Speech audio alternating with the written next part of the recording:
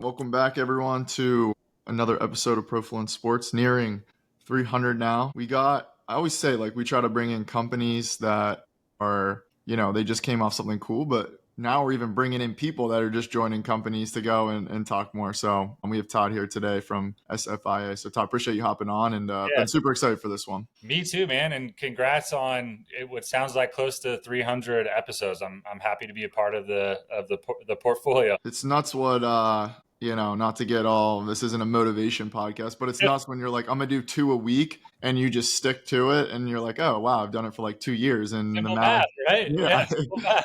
Yeah, it's cool. It's cool. So I love it, man. Well, thanks for having me on. So, for a quick background, SFIA stands for the Sports and Fitness Industry Association. So, I'm fortunate every day I get to wake up and connect with our SFIA members. Our members are over 300 businesses in and around the sports and fitness industry. So, that range from professional leagues, youth sports leagues, equipment manufacturers, apparel manufacturers, and we do so much for them, but you can really boil it down to our job is to serve as an extension of our members team, and we really want to see the sports and fitness industry grow as much as it possibly can. So excited to get into the yeah. conversation. We track a lot of trends, participation rates, and looking forward to it. Yeah, and I know one of the things Profluence has been good for, and I'm sure you guys are great for too, is you see all of our charts and things we put Yeah, together all over deck. So everyone listening to this, and it's going to go across our website, your website. It's like, half your market data and pitch materials are right here. I always laugh like when I get sent one. It's like, oh, here's a Profluence chart, or oh, here's,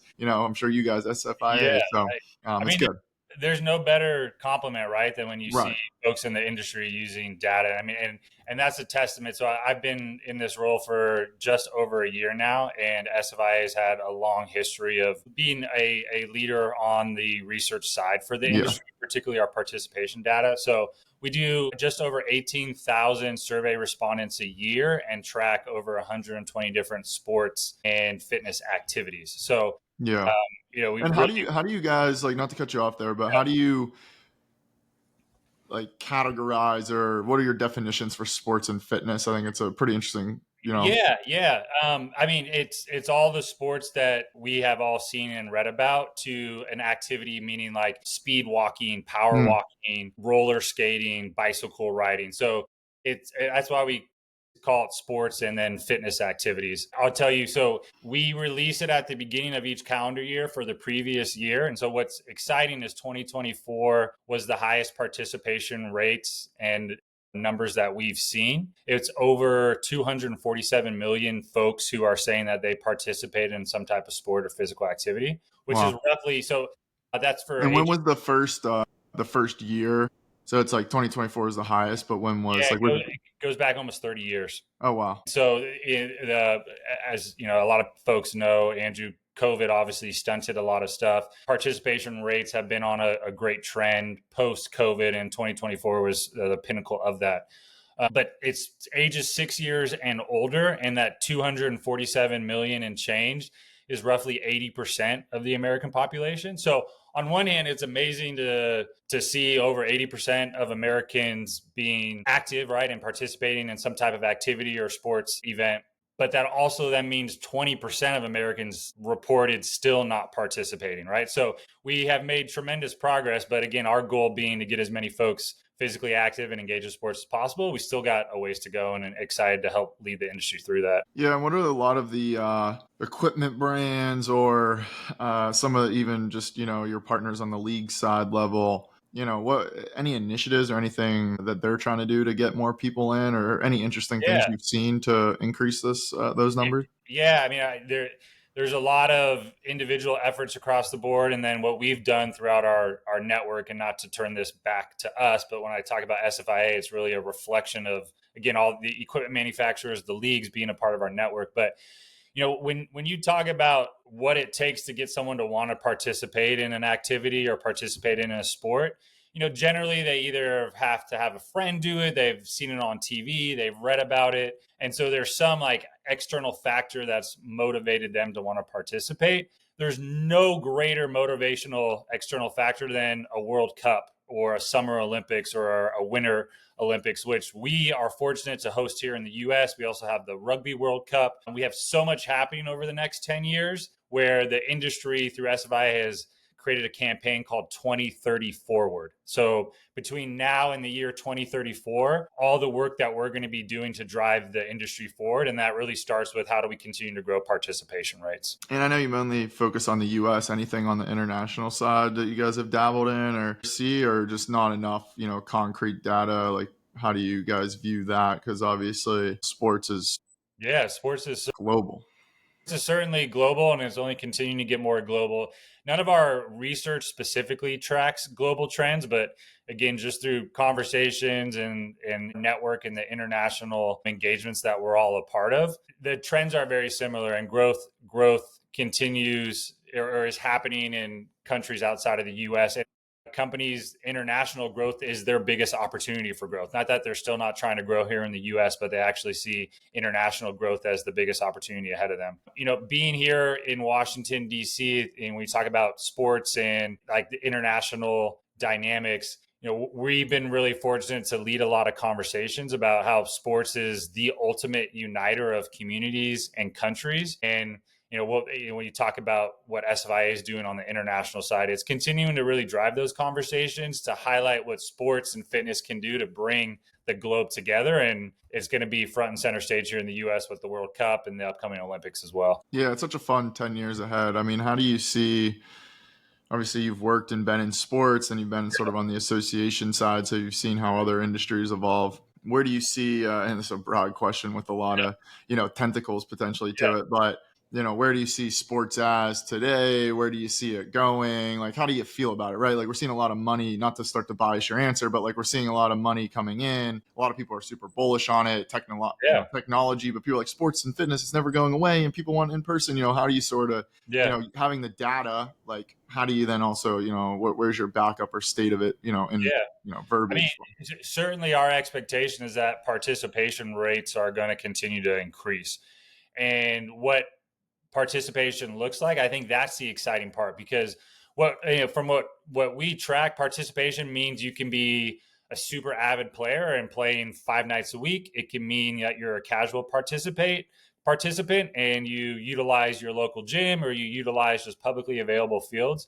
And so what we'll really be keeping an eye on is what's going to be driving the participation over the next decade or so. Is it going to be growth more from casual participants? Is it going to be expanded participation with like the diehard participant, if you will? And that'll vary depending on the age, whether you're in high school and playing for a team or whether you're in your adult years and not a professional athlete, but you're doing more than just, being a pickup player on the weekend. So we're certainly confident that the growth in terms of participation in the industry is only going to grow. In terms of where the buckets of those growth come from, I think it'll continue to come kind of evenly across the board, with maybe a bit more growth coming from the casual participant, just because I think we're seeing this resurgence as a country and as communities about, just the continued importance of health and fitness and being active and hopefully getting out from behind a computer screen. Obviously, we're having this conversation on a computer screen, so not that you can't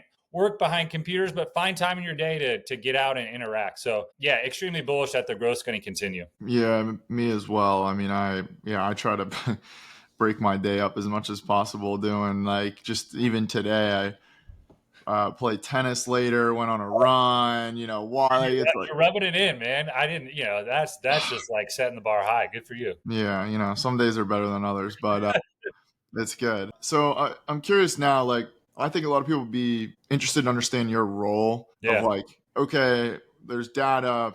That's probably not you. You have researchers, you have people on the team doing that. Like, as the president, what does your day look like? Like, what are you really focused on and doing, right? Like, what's that? And again, every day is a little different, but I think it's an interesting question of, like, someone that is so in tune with the data and all these different stakeholders. Like, how do you balance it? What does this look like? How do you pick what initiatives to push further on? Or who, you have 300 members, but it's like, well, why pick these few and not these ones, right? Like, what are the dynamics there? No, I appreciate the question. I mean, I think the answer is pretty simple fundamentally. Like, we, SFIA, we exist for one reason only, and that's to serve our members and to serve the industry. You noted we have over 300 members. My job, my role is twofold. It's to be the best teammate I can be to my SFIA teammates. We have a team of about 10 on staff right now. And then to be the best extension that I possibly can for our member companies. And for some member companies, that means helping them in one way that is totally different than what other member companies need support and help in. And so I really focus, I mean, again, if you boil it down to everything that I try to do and intend to do for our members is to ensure that I'm on top of business needs, both holistically as an industry as well as our individual members. I can always ensure that whether it's membership offerings that we're providing and adding to the membership benefits, whether it's connections that I can make across the industry. But every day I'm really going through that mental checklist of what have I done today to help our members? What am I hearing from members that might be new pain points that exist now that didn't exist a year ago? And then how are we working to continue to evolve as an association for our industry to ensure that we're delivering benefits that meet the evolving needs of our members? I mean, Yeah, it is the role of a lifetime. I started October 1st of 2024. So this first got it. 12 months has gone by incredibly fast. I'll tell you what is just so incredible about the industry is, again, I'm fortunate to have conversations with so many different businesses across the industry, and just the innovation that every Mm, company in their own unique way puts into their business. And whether you're making equipment, whether you're making apparel, whether you are putting together leagues and tournaments and you mm. offer like the place of play, no one is just resting on like, oh, what we've been doing is working and let's just continue to do that. Everyone continues to push the envelope to ensure that they're delivering the best product, the best user experience, the best playing experience they can. And it's just, I mean, it's incredible to see, and they continue to motivate me every day. Yeah, and that's encouraging to hear as well. Question now, do you operate like a nonprofit? Are you, member funded, grant driven, not, Yeah, what's sort of that? I think people are yeah. always curious. Again, I don't always know like, hey, is that okay to ask? I don't know. I feel like it is, but I'm curious. Well, anything you ask that wouldn't be okay to ask, I just won't answer it. But that is a fair question. Bring Where out your DC politician. You're around him enough. I'm sure you could figure out how to weave and bob on it. man. We are a membership association, which is classified as a nonprofit. It's a C6 classification. So there's nothing private about anything that we do. I mean, you can go online and see our last year's tax filing, and as you can with any nonprofit. So we're a nonprofit that exists. The C6 classification is slightly different than C3 nonprofits, which might be a little bit more of like the nonprofit lane that the general public's more familiar with. The C6 just denotes that we work on behalf of the industry to advocate and go on Capitol Hill and promote positive policies that push our industry forward. Super cool. Yeah, and I appreciate you giving the context too, because I was going to go, wait, can you give the breakdown of Yeah, of that? course, man. I mean, I can think of a few off the top of my head, but any initiatives currently taking place that you guys are involved with Yeah. that are worth sharing that you want to Oh, yeah. touch I mean, we have a ton from a research standpoint. We just launched a new, and thanks for asking, we just launched a new youth sports parent research report that is now available online or on our website. And there's obviously all this conversation and understandably so about youth sports and investments being made in youth sports and new offerings in youth sports. I think there's a lot of assumptions about youth sports parents that people naturally have just from observations, right, about being in the space. But we really wanted to be able to provide some concrete data and try to get into the mind of the youth sports parent on reasons on why their kids participate in sports, how is their family engaged in their child's participation, what goes into some of the purchases decisions they make when they're thinking about youth league costs, equipment costs. So that was a report that we launched for the first time this year. In terms of a large initiative that we're really excited about, and as we think about supporting industry growth, we want to make sure too for our businesses that if our businesses are going to grow, that means that we as an industry constantly have to be seen as a destination for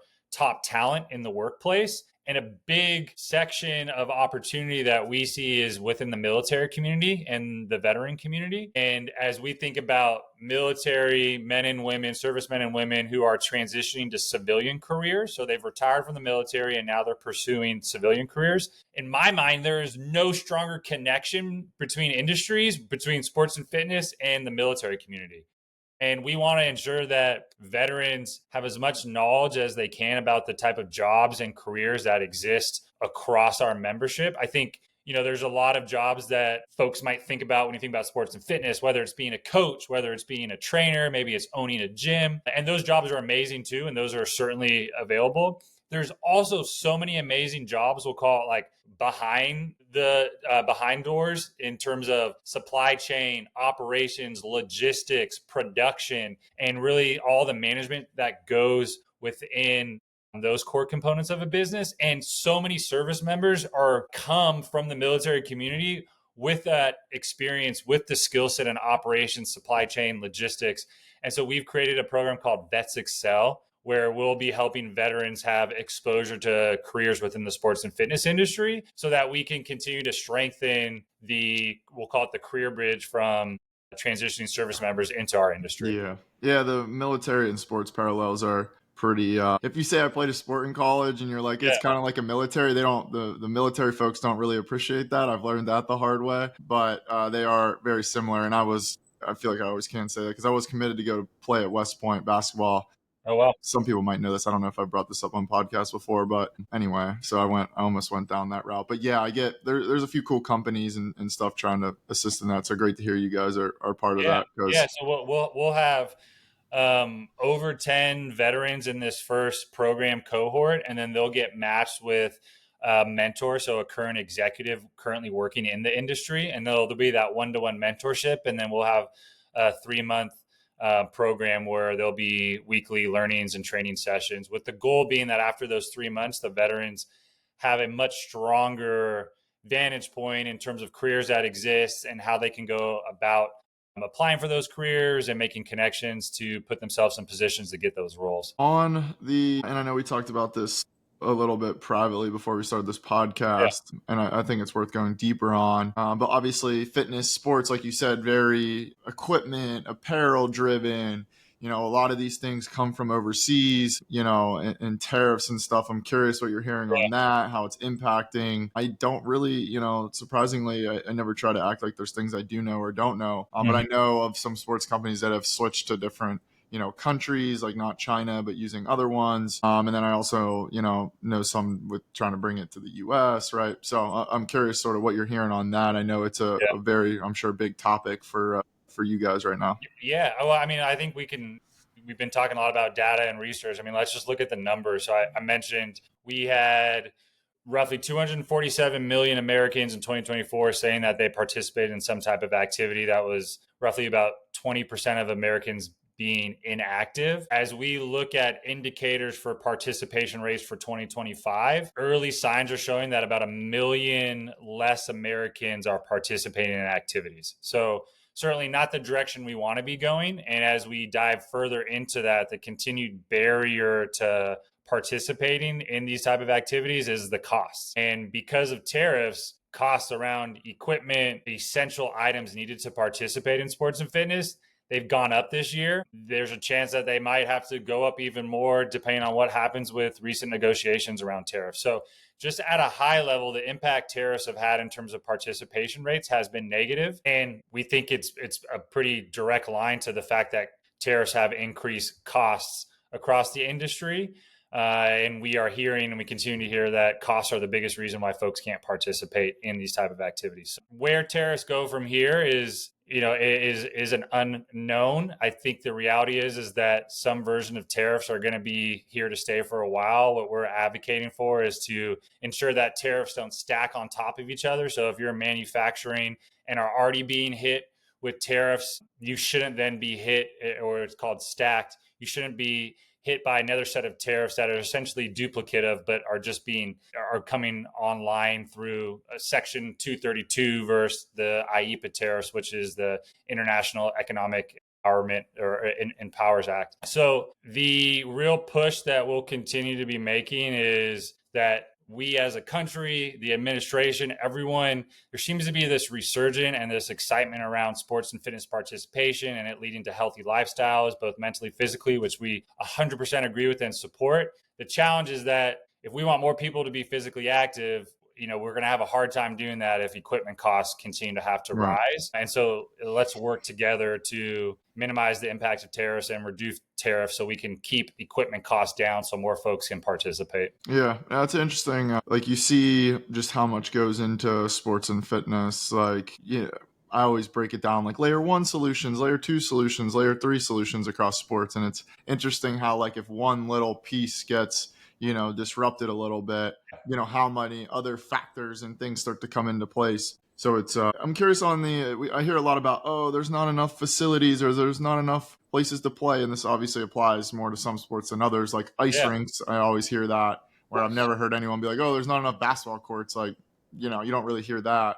But anything on that front of just like as youth becomes, more a business, even itself, for better or worse, we don't Yeah. really have to get into that. But, what are you going to? I'll say, Andrew, I mean, the two, when we talk to parents and we do surveys, the two biggest barriers preventing folks from participating in sports is the affordability, which we just touched on, and then accessibility, which is exactly the point that you're bringing up. And accessibility is going to hit different communities in different ways. One of the things that we've been advocating on Capitol Hill is a bill called the Youth Sports Facility Act. And that will actually allow communities to apply for federal funding that currently exists. The language just doesn't allow that funding to be put towards youth sports facilities. And so what we're working to is to expand the grant language to allow communities to apply for funding that then they can use to build youth sports facilities in their communities. I think, you nailed it on the head. Like the availability factor is going to vary per sport. And certainly the facility needed for some sports is more intense than other sports. I think